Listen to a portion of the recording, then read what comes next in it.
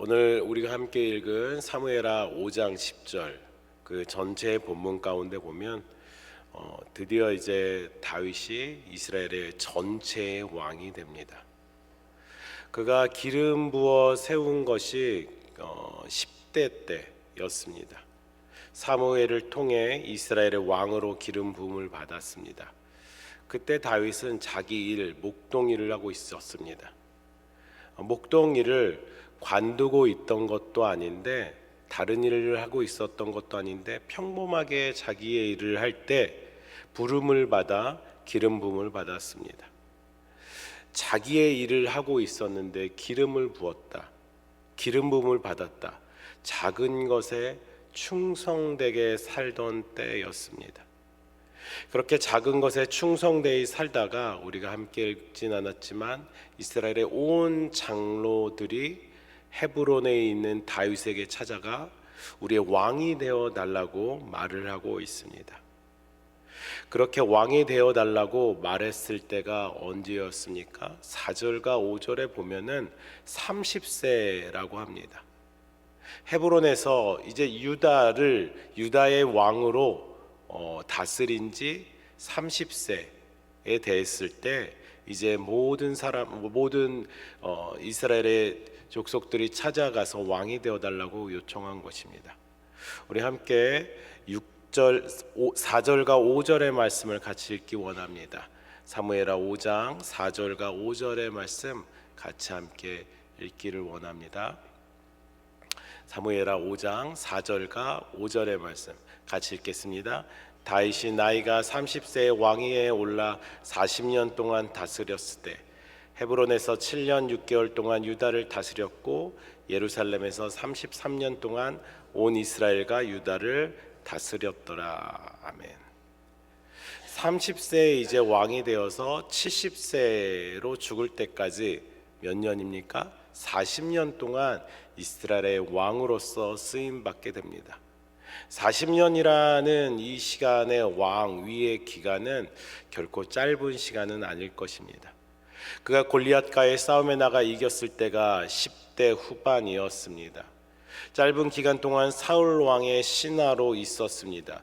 그 후에 사울이 죽이려고 쫓아다니던 10년 동안 망명생활, 광야 가운데서의 모든 고난을 경험했습니다. 그러니까 다윗은 10대 이후에 20대라고 할 수 있는 황금기의 시간 가운데 사울에 쫓겨다니며 도망자로 살았습니다. 나중에는 원수인 블레셋에까지 찾아가 망명자로 살았습니다. 그렇게 살다가 헤브론에서 유다의 왕이 되어 다스린 지 7년 6개월이라는 시간이 지납니다. 이 기간이 결코 헛된 시간이 아니었었던 것 같습니다. 이스라엘의 모든 족속들이 찾아가 그들에게 요청한 것으로 보아서는 유다의 왕이 되었을 때 그는 정직하고 바르게 하나님의 뜻에 맞게 그 왕위를 계승하려고 하였던 것입니다. 헤브론에서 유다 지파에게 기름 부음을 받았는데 그것이 두 번째 기름 부음이었고 유다 지파가 기름을 부어 그를 유다의 왕으로 삼았습니다. 그때 다윗이 내가 이스라엘 전체도 아니라 유다 지파, 이 작은 유다 지파 하나의 왕이 되어 이게 괜찮을까? 이거에 내가 열심히 할 수 있을까? 대충 할 수 있지 않을까? 라고 하지 않았습니다. 자신의 맡겨진 일 가운데서 그 옛날 목동으로 살던 때와 같이 최선을 다해서 하나님을 나타내는 삶으로서 왕위를 맡았습니다. 그 덕분에 오늘 사무엘하 5장에서는 온 이스라엘의 왕으로서 왕자에 오르게 됩니다. 왕자에 올라 그 하나님께서 자신의 삶 가운데 함께 계셨음을 고백하고 또 그가 제일 처음 한 것은 예루살렘으로의 전투였습니다. 여부스 족속이 살고 있는 예루살렘 가운데서 이제 전투를 하며 예루살렘을 다시 찾으려고 합니다.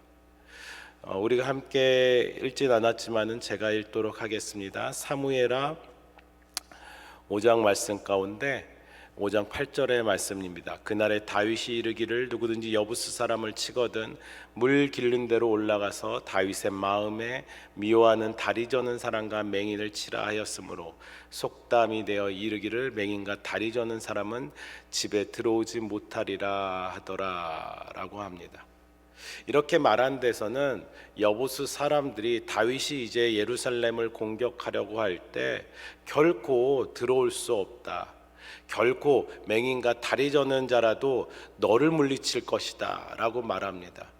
맹인과 다리 저는 연약한 사람이라도 너를 물리칠 건데 너같이 연약한 사람이 어떻게 이 예루살렘을 공격할 수 있겠느냐라는 것입니다. 성지순례를 다녀오신 분들은 알겠지만은 예루살렘은 그렇게 호락호락하게 침략할 수 있는 성은 아니었습니다. 높은 산에 있는 곳으로서 많은 전투들 가운데서도 그들이 천연 요새로서 그들을 지키고 보호할 수 있는 아주 난공불락과 같은 성입니다. 그래서 그들은 자신 있게 다윗을 비하하기도 했지만 자신이 있는 위치 가운데서 여부수 사람들은 절대 올 수 없다, 맹인과 다리 저는 자라도 너를 물리치겠다라고 말합니다. 그때 8절 가운데 속담에 이르기를 맹인과 다리 저는 사람은 집에 들어오지 못하리라 라고 다윗은 말합니다. 이것은 맹인과 다리 저는 사람과 같은 연약한 사람들에 대해서 비하하는 다윗의 말이 아니라 이 안에는 여러 가지 의미들이 있지만 하나 생각하는 것은 맹인과 다리 저는 사람과 같은 그 이삭과 야곱과 같은 말입니다. 이삭은 왜 맹인이었습니까? 그 에서와 야곱 가운데서 누구에게 장자의 축복을 할지 못할 정도로 눈이 연약해졌음을 우리는 성경을 통해 알고 있습니다. 그 맹인과 같은, 그리고 또 다리 저는 사람은 야곱입니다. 우리가 잘 아는 대로 하나님과 씨름하다가 그가 다리를 절었다라는 것에 대해서 우리는 알고 있습니다.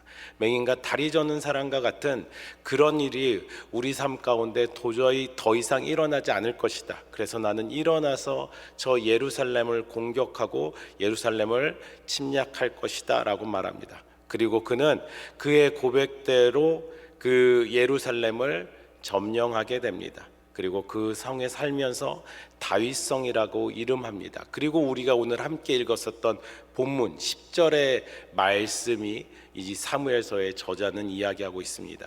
우리 10절의 말씀 다시 한번 읽겠습니다. 10절의 말씀, 사무엘하 5장 10절의 말씀입니다. 같이 읽습니다. 만군의 하나님 여호와께서 함께 계시니 다윗이 점점 강성하여 가니라. 점점 강성하여 가니라. 뭔가 점점 그의 삶 가운데 일이 잘 풀리고 일이 잘 되는 것 같지만 그의 삶으로 돌아보면은 사실 그렇지 못합니다. 물론 이 본문 직전에 있는 예루살렘을 점령한 사건만으로 봤을 때는 다윗이 점점 잘 되고 있구나라고 볼 수 있습니다. 하지만 그의 전체의 인생, 그리고 또 이후에 이 말씀 이후에 이루어지는 그가 이스라엘 왕으로서의 삶을 보면은 이 말이 가능한 것인가, 이 말이 이루어진 것인가 의아하게 생각하게 됩니다. 왜 그렇습니까? 그의 삶 가운데서는 하나님께서 분명히 함께 계셨는데도 불구하고 사울에게 쫓겨다니는 도망자의 삶을 살았습니다. 하나님께서 함께 계시는데도 불구하고 원수 블레셋에게 목숨을 구걸하던 때가 있었습니다. 하나님께서 함께 하시는데도 불구하고 왕이 되었는데도 불구하고 말로 표현할 수 없는 여러 범죄를 범하게 됩니다. 만군의 하나님 여호와께서 함께 계시니 다윗이 점점 강성하여 가니라. 그럼에도 불구하고 이 말씀을 사무엘서의 저자는 왜 그렇게 말을 하는 것입니까? 다윗은 또 왜 실제적으로 하나님과 함께 계시며 점점 강성하여져서 결국에는 그 하나님 나라의 언약의 축복자로 약속을 받은 것입니까? 정말로 하나님께서 함께 계셨기 때문에 그것은 당연한 것입니다. 그의 마음 가운데 하나님과 함께하는 삶, 잘 되는 일이든 잘 못 되는 일이든 함께 하는 삶으로서의 그 하나님 마음에 합한 사람의 마음이 그 안에 있었기 때문입니다. 아니, 하나님께서 분명히 함께 하십니다. 하나님께서 분명히 우리와도 함께 하십니다. 그러나 그의 마음 가운데 하나님과 함께하는 삶으로서, 하나님과 동행하는 삶으로서 겸손한 삶이 그의 안에 있었던 것입니다. 그래서 우리가 어제 읽었었던 시편의 51편, 시편 51편, 다윗이 밧세바와 동침한 후에 나단 선지자가 그에게 와서 이것은 범죄입니다, 당신이 그 살인자입니다 라고 말했을 때 다윗은 눈물을 흘리며 회개합니다. 왜요? 하나님과 함께하였으므로. 하나님과 함께함을 그는 실제적으로 느끼며 고백한 것입니다. 그래서 삶 가운데 어려움이 있더라도, 삶 가운데 좋은 일이 있더라도 이 모든 것이 하나님의 은혜입니다 라고 그는 말하는 것입니다. 우리 함께 오늘의 또 다른 본문의 날주의 말씀, 고린도전서의 말씀을 읽겠습니다. 고린도전서 15장 10절의 말씀, 우리 너무나도 잘 아는 말씀인데요, 사도 바울이 그 하나님의 은혜에 대해서 이렇게 말하고 있습니다. 고린도전서 15장 10절의 말씀 같이 함께 읽도록 하겠습니다. 읽습니다. 그러나 내가 나된 것은 하나님의 은혜로 된 것이니 내게 주신 그의 은혜가 헛되지 아니하여 내가 모든 사도보다 더 많이 수고하였으나 내가 한 것이 아니요 오직 나와 함께 하신 하나님의 은혜로다. 사도 바울은 고백하고 있습니다. 내 삶 가운데 여러 일들이 많이 있었지만 다 하나님의 은혜였다라고 고백합니다. 그가 그렇게 말할 수 있는 것은 그가 자격이 되었기 때문입니까? 그가 사도로서 자격이 되었고 그가 무엇을 하였기 때문에 하나님의 은혜다라고 말하는 것이 아닙니다. 그는 말하는 것입니다. 나는 자격 미달의 사람이다. 나의 삶을 돌아보면 자격 미달의 사람인데 하나님께서 나를 이만큼 이끌어 주신 것은, 하나님께서 예수 그리스도의 부활에 참여하고 동참하는 자로 나를 부르신 것은 하나님의 은혜다라고 말하고 있습니다.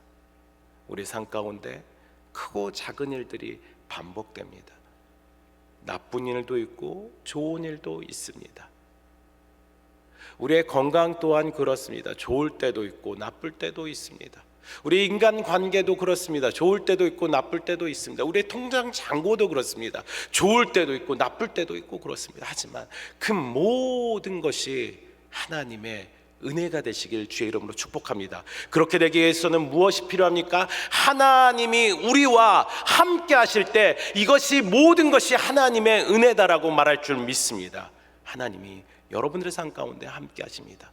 너무나도 당연한 것이지만 그 당연한 것 가운데 하나님 앞에 겸손히 하나님께 기도하시면서 하나님의 도움을 구하시고 하나님을 찬양하시면서 하나님을 자랑하고 높이시는 하나님의 백성의 그 축복을 누리시는 여러분들이 되시기 바랍니다. 오늘 하루 여러분들의 삶 가운데 분명히 하나님은 함께 하십니다.